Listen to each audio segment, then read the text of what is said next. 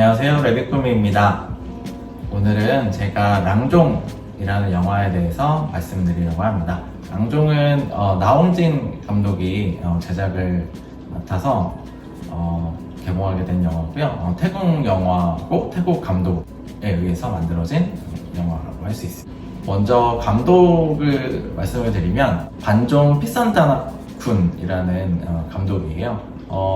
사실 공포 영화들을 태국에서 조금 찍었었고, 초기 작품 중에 하나인 셔터라는 영화로 이제 한국에서도 그 영화를 보신 분들이 꽤 많이 있을 거예요. 그런 그 당시에 또 한참 태국 호러가 굉장히 유행을 하기도 했고요.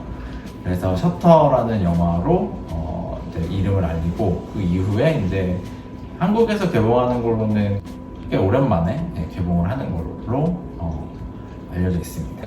나홍진 감독이 이제 제작에 참여했는데, 사실은 나홍진 감독의 이제 전작 중에 하나인 곡성의 분위기를 많이들 기대를 하셨을 거예요.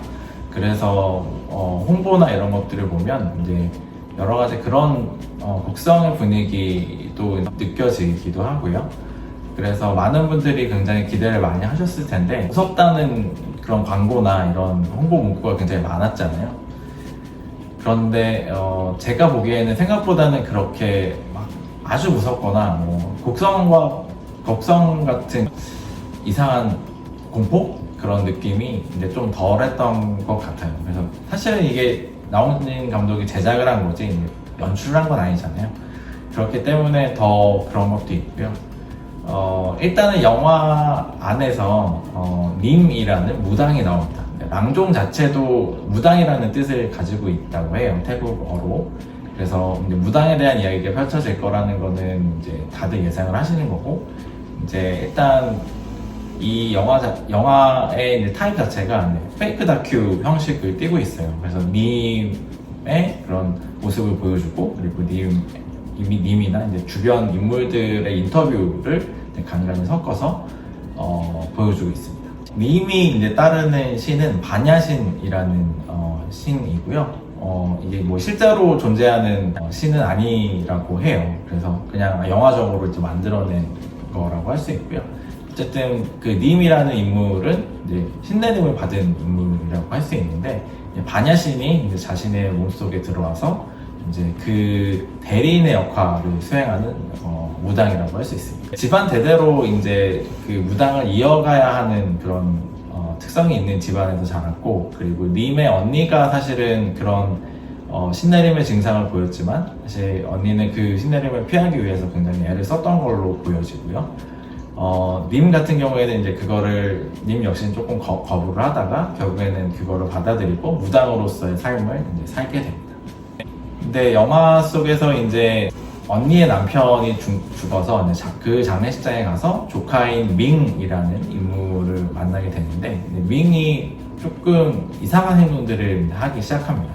그래서 그거 때문에 지속적으로 좀 관찰을 하고, 이제 언니에게 이게 언제부터 이랬냐 뭐 이런 식으로 추궁을 하기 시작하면서, 페이크 다큐를 만드는 팀이 있잖아요. 그 팀 자체가 이제 밍이 이제 신내림을 받는 걸로 이해를 하고, 그리고 님도 처음에는 그렇게 이해를 하고 있었으니까,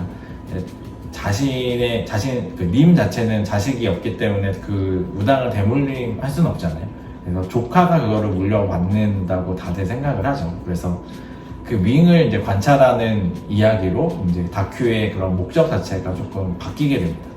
그래서 밍의 모습이나 이런 것들을 쭉 이제 보여주면서 이제 영화가 전개가 돼요.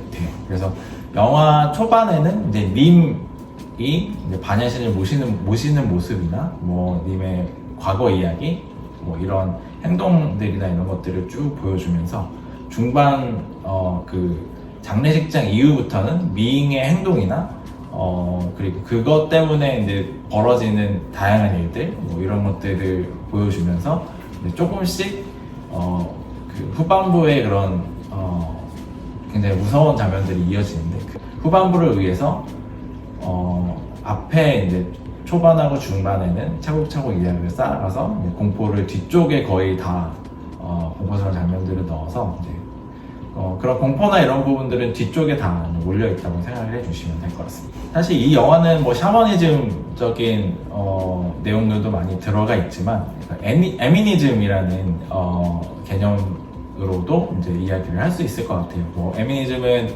뭐 집이나 뭐 사물, 뭐 동물이나 사람은 마찬가지고요. 뭐 여러 가지 사물까지 해도 어떤 혼령이 깃들어 있다고 믿는 것일 텐데요. 이 영화 자체도 이제 여러 가지 뭐 죽은 동물의 혼령이나 뭐 곤충, 뭐 물건, 뭐 이런 것들에도 다 혼령이 있다고 생각해서 이제 그런 종류를 이용해서 그거를 악령이나 이런 것들을 형상화한다던가 뭐 이런 식으로 이제 활용을 하고 있어요. 에미니즘까지. 그래서 샤머니즘하고 에미니즘이 같이 이제 섞여서 보여지는 영화라고 말씀드릴 수 있을 것 같습니다. 사실 페이크 다큐로 만들어졌던 영화들이 이제는 꽤 많이 있죠. 그래서 사실 전반부와 후반부가 특별히 아주 특별한 영화라고 생각이 들지는 않고요. 조금 이제 약간 으스스한 그런 느낌을 가지고 이제 영화를 지켜보고, 그게 이제 밍이 조금씩 이상한 행동을 하고 이제 점점 그런 행동들이 더 이상해지고 더 심해지는데, 그런 것들을 보게 될 때 당연히 무당인 님이 어떤 의식을 할 거고, 그런 약간의 테마의식이라고 할 수 있겠죠. 그런 신내림에 대한 의식일 수도 있고요. 그런 의식으로 당연히 이어질 텐데, 그 의식이 잘 안 될 거라는 걸 보는 사람은 다 누구나 알고 있을 거예요.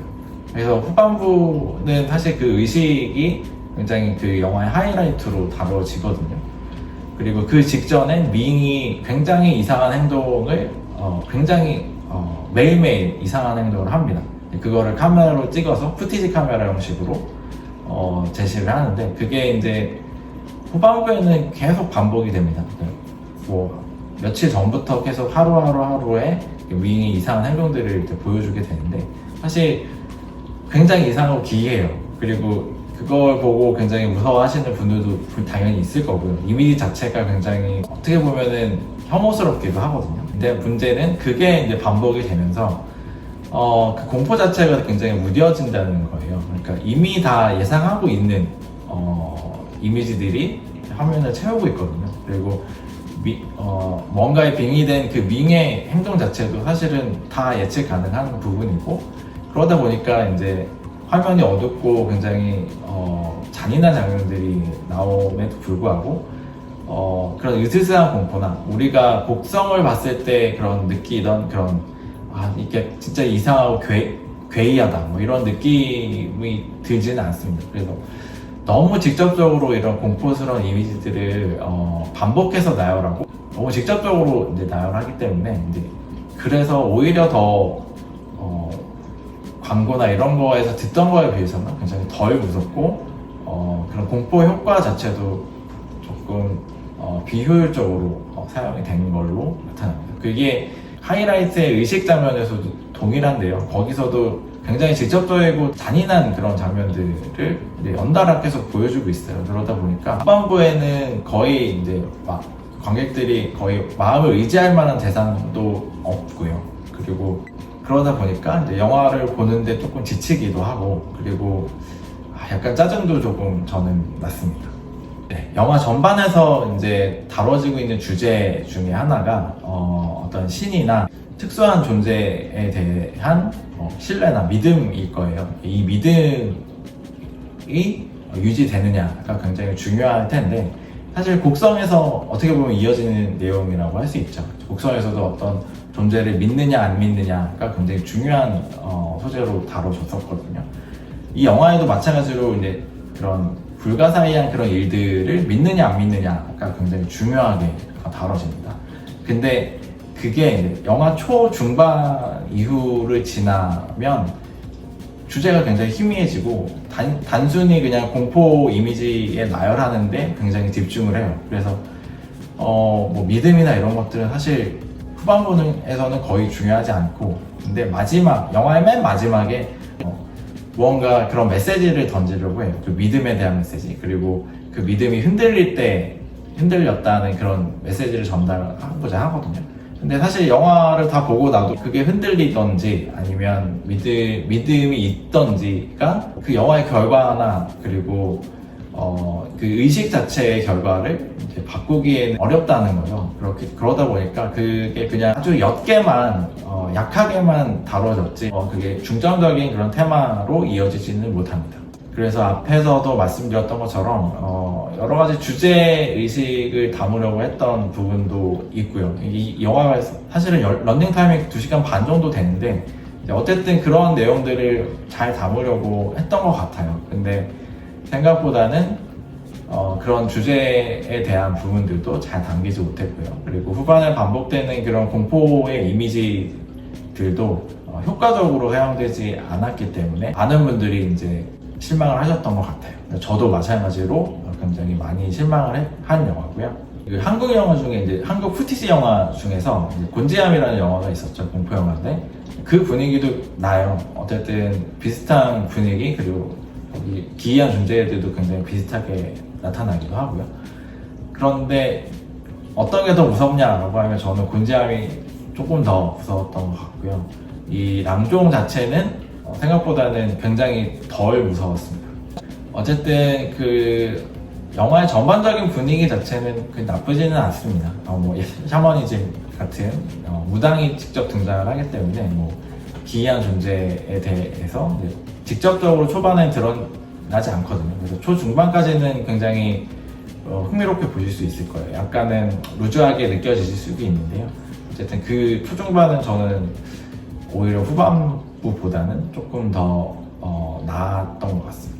영화에서 밍 역을 맡은 배우가 나릴라 군몽 콩캣이라는 신인 배우입니다. 이번이 첫 작품인데 굉장히 기이한 행동을 하는 그런 몸짓이나 연기를 굉장히 잘 하고 있어요.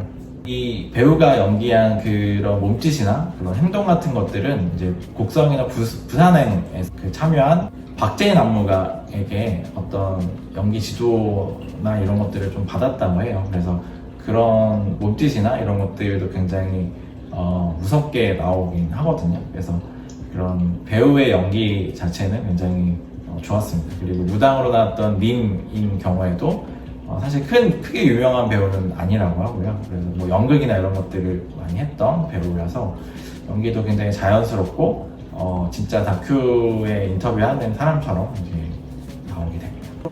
전반적으로는 실망스러운 영화였고요. 그래도 이런 분위기나 으스스함을 느끼고 싶으시면 이제 영화를 한 번씩 보시면 좋을 것 같습니다. 네, 오늘은 영화 랑종에 대해서 말씀을 드렸고요. 다음에 다른 영화로 또 말씀드리도록 하겠습니다. 네, 제 레뷰꾸미 채널 구독과 좋아요 부탁드리고요. 제 브런치에 오셔서 영화 리뷰들도 읽어주시면 감사하겠습니다. 감사합니다.